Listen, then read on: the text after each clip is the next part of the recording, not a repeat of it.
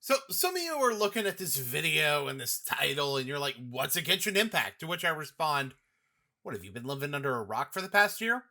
Because I have, and that's why I know what Genshin Impact is. Genshin Impact is an open world action RPG that has a gacha system for obtaining new characters and new weapons. That's the basic intro, and there's more to that statement in and of itself, but I honestly want to save that for a different video. They recently celebrated their first anniversary too.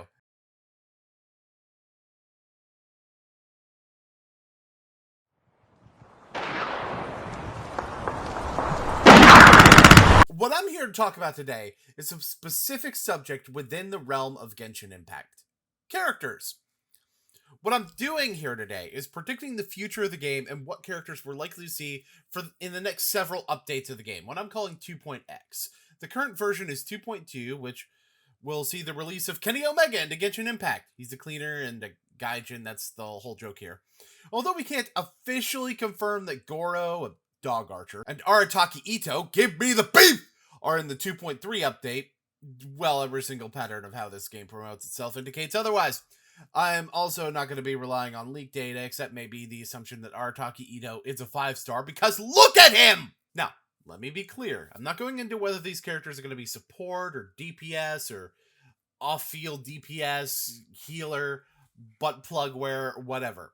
I am strictly looking at what we're likely to get in terms of character element and weapon types, using data that also involves what region various characters are from in order to help solidify my conclusions. The characters I'm not including in this data set, for the most part, are Traveler and Aloy, because both of them have an Outlander status, and that makes them incredibly unhelpful. And since one is the main character and the other is a crossover inclusion, they're better off ignored when talking about what to predict from Genshin Impact's future in this regard. So, first of all, I want to start with how many characters each region has. Mondstadt actually has the most, 18 to Liyue's 13. So I think we're, for the most part, not going to see too many more there, at least for a little while. Those from Mondstadt we do see will likely be 5 stars, but I think it's more cromulent to compare Liyue's numbers to Inazuma. Liyue has 3 more characters than Inazuma, and all of them are 4 stars. We have information about 2.3, at least loosely, so based on how and when 4 stars get released, I'm going to deduce that there are going to be 3 4-star characters from Inazuma, 1 each in 2.4, 2.5, and 2.6. As for the elements and weapons of the characters, I kind of have a little bit of bad news on that. The data points unfortunately don't point very strongly towards any particular element or weapon, but I can make some educated guesses.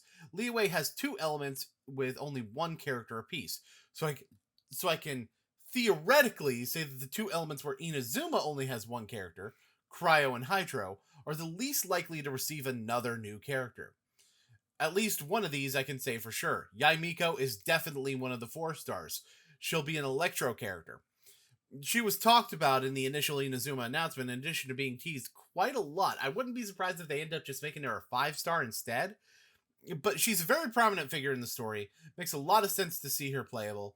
If anything, it's making me uncertain about my theory about not having Catalyst users, because she seems like a good candidate for an Electro Catalyst, and we probably could use another one of those in the game. I think I can at least name one of the other remaining 4 stars as well at this point. Kuki Shinobu, Arataki Ito's deputy. Mentioned in a couple of character voice lines already, and Genshin has also released teaser images on social media, normally at the top of the update before a character comes out. So like at the beginning of 2.2, that's when they released the teaser images for Goro and Arataki Ito that told us that they were likely coming in 2.3. And one of these tends to include a quote from someone else in the text. And Kuki Shinobu is quoted in Arataki Ito's teaser post. There are only a few characters that have been quoted that aren't playable either, so Kuki Shinobu is a safe guess. There are several options for a third of these characters, but maybe I'll have enough info to predict that by the time I do a similar video to this after the 2.4 teaser images come out. Honestly, if I had to guess right now, there's like a detective that gets mentioned in some people's voice lines that I think might be it. Finally, and I'm going out on a limb on this one, but the data I've got suggests that this might be more likely than we're giving it credit for. I think we've got 3 more 5-star characters in these 3 updates on our hands, one each from Liyue, Inazuma, and Sumeru. Introducing a Sumeru character before the region tracks with everything done up until now, and introducing a Liyue and an Inazuma character does catch these regions up to Mondstadt in terms of 5 stars. In talking about this, though, I kind of need to talk about the Tartaglia issue. Tartaglia is not from Liyue, he's from Shenhae. I know he's associated with Liyue, especially with his boss fight being at the end of the main portion of the Liyue chapter and all, but the fact remains that he's not a Liyue character. Now, it's possible, especially with a new event that takes place in Inazuma and heavily features Tartaglia, that they are breaking that association. But this means that without him, there's no 5-star Hydro character from Inazuma. And in fact, this becomes the only blank spot in 5-star elements for the first 3 regions of the game, other than Dendro. Which brings me to Shenhae. Now, I'm probably pronouncing that wrong, and I apologize, but we're rolling with it.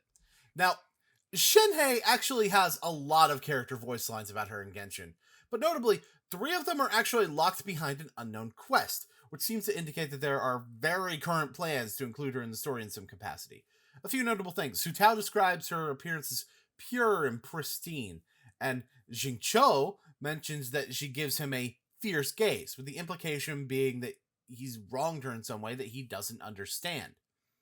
So that makes me think, maybe she's a Hydro character? Maybe, like, she views Jingqiu as kind of a rival of sorts, and Jingqiu doesn't understand that. Everything else is pretty much a raw guess at this point, honestly, and I'm willing to admit that some of what I'm coming up with may be entirely wrong, but I figure I should, at some point, get the prediction out there.